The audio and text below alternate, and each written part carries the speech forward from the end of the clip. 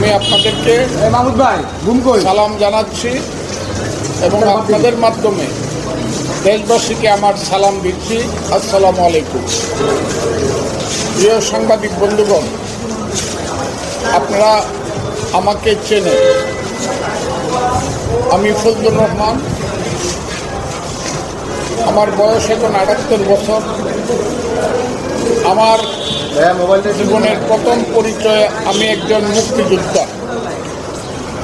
আমার যখন যৌবন ছিল, বয়স ছিল 23 বছর, ঢাকা বিশ্ববিদ্যালয়ের ছাত্র হিসাবে আমি বাংলাদেশের ৭১ সনে বাংলাদেশের মুক্তিযুদ্ধে গিয়েছিলাম এবং কমান্ডার হিসেবে যুদ্ধ করে আমরা দেশকে, আমি কমান্ডার ছিলাম এবং কমান্ডার হিসেবে যুদ্ধ করে মুক্তিযুদ্ধ যারা দেশকে স্বাধীন করেছিল, আমি সেই 1200 মুক্তিযোদ্ধার কমান্ডার ছিলাম। আজকে আমার জীবনের শেষ পর্যায়ে আমার দ্বিতীয় পরিচয়, আমি একটা রাজনৈতিক দল করি। সেই রাজনৈতিক দলের নাম হলো জাতীয়তাবাদী দল। আমি সেই দলের চেয়ারপারসনের উপদেষ্টা। আমার আরেকটা পরিচয়, আমার জীবন এবং জীবিকার পরিচয় হলো আমি বাংলাদেশের সিনিয়র অ্যাডভোকেট। আমি সুপ্রিম কোর্ট এবং সমস্ত কোর্ট মিলে ৪৯ বছর যাবৎ আমি ওকালতি করি, বাংলাদেশের সিনিয়র অ্যাডভোকেট। আমার রাজনৈতিক জীবনের অনেকগুলো আরও দিক আছে, সেইগুলো নাই বা বললাম। কিছুদিন যাবৎ আপনারা লক্ষ্য করছেন, গতকাল থেকে আমার বিরুদ্ধে ঢাকা বিশ্ববিদ্যালয়ে কিছু সন্তান স্লোগান দিয়েছে। তারা আমার উপরে বিক্ষুব্ধ হয়ে অনেকগুলো কাজ করেছে। আমি তাদেরকে দোয়া করি, তাদেরকে আল্লাহ বাঁচিয়ে রাখুক এবং তাদেরকে আল্লাহ আরও উন্নত করুক।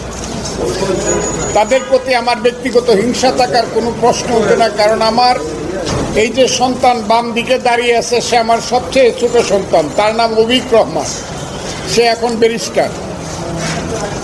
আমার স্ত্রী দাঁড়িয়ে আছেন আমার ডান দিকে, ওনার বয়সও কিন্তু 65 বছর যদিও, এবং উনিও সিনিয়র অ্যাডভোকেট লয়ার। গতকালকে আমি হঠাৎ করে বিকাল 5টায় আমি জানতে পারলাম আমার নামে আমার দলের পক্ষ থেকে একটা শোকজ নোটিশ হয়েছে। কিন্তু নোটিশটা আমি মানুষের কাছে শুনলেও রাত্র 9টায় নিজের হাতে পেলাম। সেই নোটিশ পেয়ে আমি যা জানতে পারলাম, আমার দল আমার কিছু কথার ব্যাপারে আমার কাছে জানতে চেয়েছে, কেন আমি এইসব কথা বললাম। সেই উত্তর আমি নির্দিষ্ট সময়ে আমার দলকে দিব এবং আমার দল আমার ব্যাপারে সিদ্ধান্ত যা নিবে সেটা আমি মাথা পেতে মেনে নিব। এইটা ভিন্ন ব্যাপার। কিন্তু আজকে সকালে ঘুম থেকে ওঠার সঙ্গে সঙ্গেই আমার বাসার সামনে, যে বাসায় আমি থাকি সেটার নাম হলো কনকর্ড, দুদকের সামনের যে 20 তলা বিল্ডিং, এই কনকর্ডে আমি থাকি। আমি শুনলাম স্লোগান হচ্ছে কয়েকটা। আমি দেখলাম উপর থেকে 7 থেকে 8 জন ছেলে মেয়ে স্লোগান দিচ্ছে, খুব বিশ্রী স্লোগান, ফজলুকে হত্যা করো, ফজলুর রহমানকে গ্রেপ্তার করো ইত্যাদি।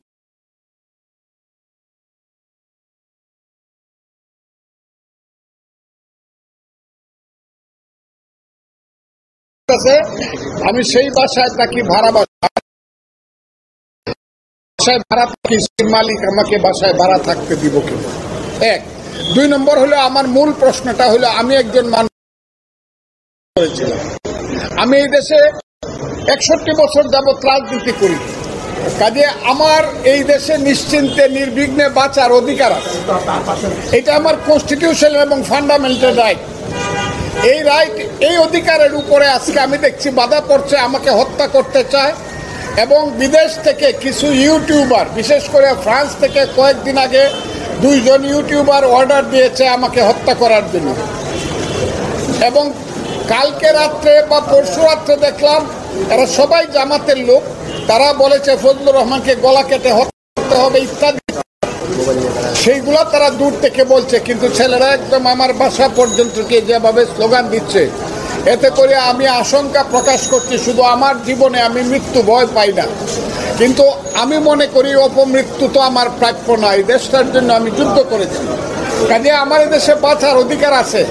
আপনাদের মাধ্যমে আমি সারা বাংলাদেশের 18 কোটি মানুষের কাছে জিজ্ঞাসা করতে চাই, হে বাংলাদেশের মানুষ, আমি তো আজ থেকে 54 বছর আগে আপনাদের জন্য যুদ্ধ করেছিলাম।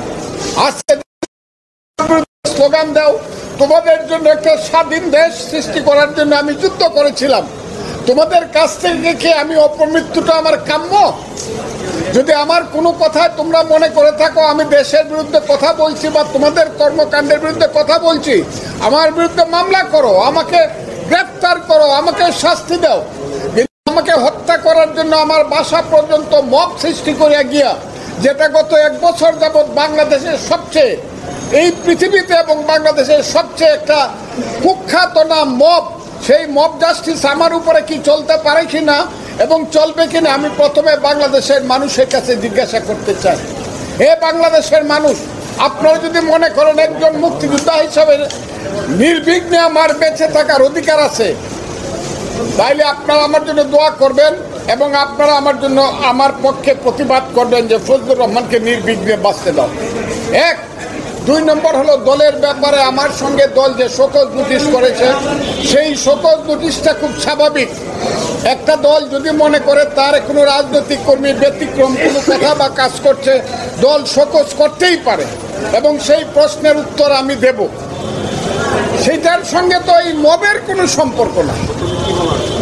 কাজে আমি আপনাদের সব কিছু মিলে আপনাদের মাধ্যমে আমি দেশের মানুষ, আমি আইন শৃঙ্খলা রক্ষাকারী বাহিনী, নিরাপত্তা বাহিনী, সবার কাছে আমি আহ্বান করতেছি, আপনারা আমার ফান্ডামেন্টাল রাইট, মৌলিক অধিকার এবং আমার সন্তানদের বেঁচে থাকার অধিকার, আমার স্ত্রীর বেঁচে থাকার অধিকার আপনারা দয়া করে নিশ্চিত করুন।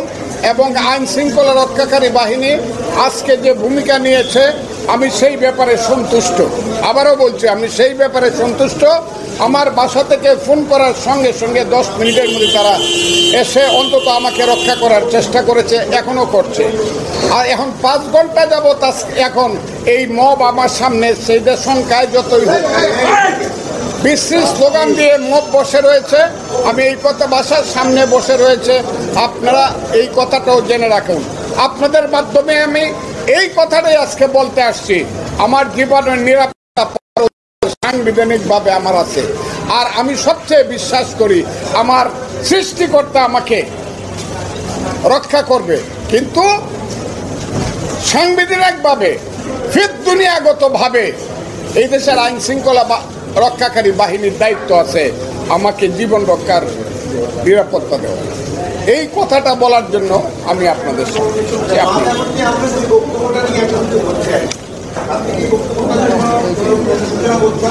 কি বক্তব্য তো আমি জানি না, কি বক্তব্য তো কেউ বলে না।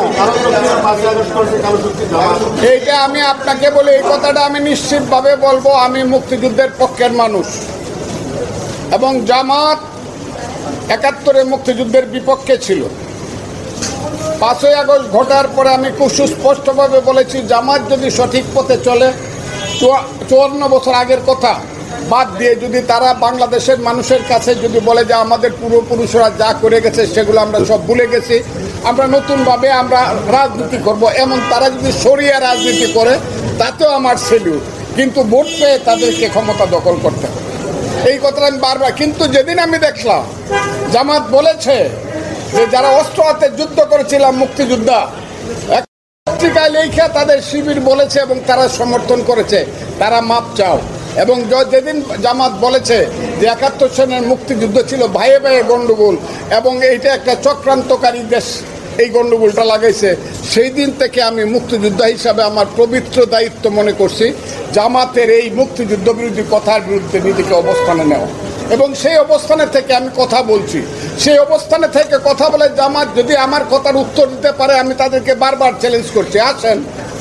আমি তো আমিরকেও চ্যালেঞ্জ করছি, আসেন আপনারা বসি, আপনারা কোন মুক্তিযুদ্ধের ব্যাপারে কি বলতে চান। আমি এই ব্যাপারে কোনো কম্প্রোমাইজ করব না, মুক্তিযুদ্ধের ব্যাপারে আমি কোনো কম্প্রোমাইজ করব না। আমি যেভাবে বুঝি সেইভাবে কথা বলবো।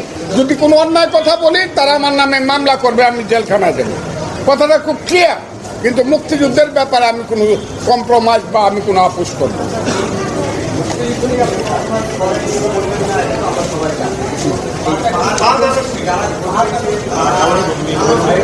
না, তাদেরকে আমি কালো শক্তি বলি না, আপনারা আমাকে দেখান তাইলে আমি বলবো। যদি কেউ প্রমাণ দিতে পারেন তারা কালো শক্তি, তাইলে আমি, যদি তারা আমার সামনে আসে আমি বলবো yes I do agree with you এবং I pray to you, please pardon me, আমাকে মাফ করুন। জামাতকে কালো শক্তি বলে এটাকে 5 আগস্টে দিয়েছে জামাত। আমি এটা বলে এই উত্তর আপনি আমার সামনে পাবেন না। তাহলে কি আপনি বলছেন যে আপনার যে বক্তব্যটা সামাজিক যোগাযোগ মাধ্যমে ভাইরাল হয়েছে সেটা কোনো ভাইরাল হয় নাই, এটা ইউটিউবে অনেক কিছু করা যায়, কথাটা বুঝেন। আমার সমস্ত বক্তব্যটা আপনারা দিতে বলেন, সমস্ত বক্তব্যটা আপনারা দিতে বলেন, ওই 2 লাইন দিয়া, ওই নিচে দা হেডিং দিয়া ফজলুর রহমান বলেছে ইউনুসকে দেশ থেকে, এইগুলা তো হইতেছে এই দেশে। এই বক্তব্যটা আমার টোটাল বক্তব্য কোথায় কখন দিয়েছি বলেন। যদি আমি অন্যায় করে থাকি, দেশের বিরুদ্ধে বা দলের বিরুদ্ধে বক্তৃতা করে থাকি, আপনারা আমাকে,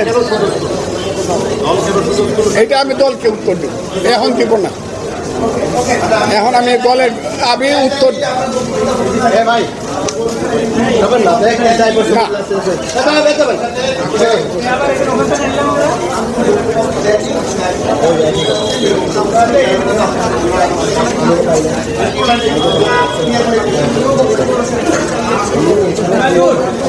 ইয়েস, আমার বক্তব্যটা সামনে না আপনার বাজার। যদি আমার কোনো ভুল হয়ে থাকে, কেউ হয়ে থাকে, আমাকে বুঝাইতে পারে যে এখানে আপনি ভুল করছেন, তাহলে আমি সঙ্গে সঙ্গে হাত জোর করে নেব। এটা আমার ধন্যবাদ। আমার কিন্তু পুরা বক্তব্যটা বাজাইতে হবে, আমি কি কইছি পুরা, ওই একটা ইউটিউবের একটা লাইন বাজায় হবে না। আমি আপনাদের সবাইকে ধন্যবাদ জানাচ্ছি। আপনারা এতক্ষণ আমাকে অনেক সময় দিয়েছেন, সেই কারণে আপনাদের কাছে আমি কৃতজ্ঞ।